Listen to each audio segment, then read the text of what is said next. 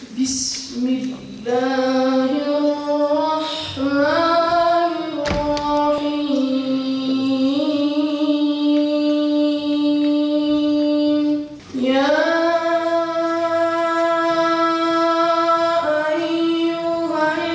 eyyühellezîne âmenû ista'înû bis-sabr.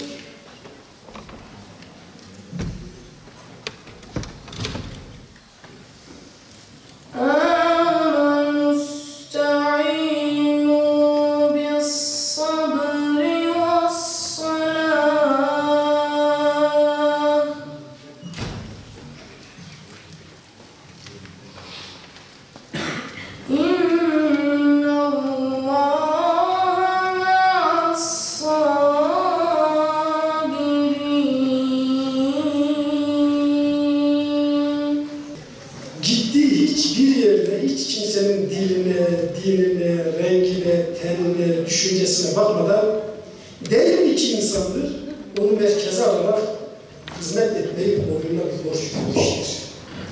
Onun için 600 yıl Osmanlı dünyada adil bir şekilde yaşantısını idame ettirmiştir.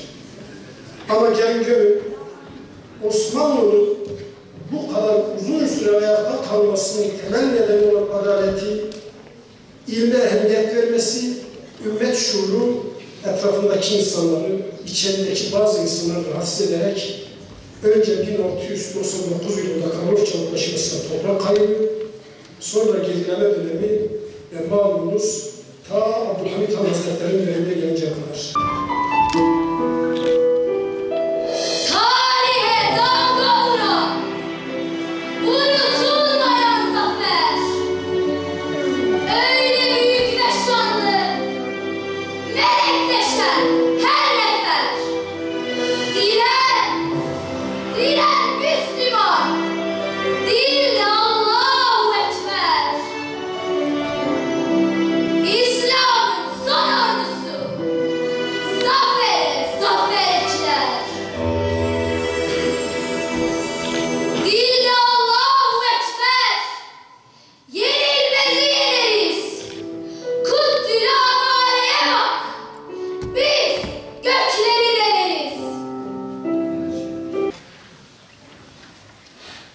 Siz evladım,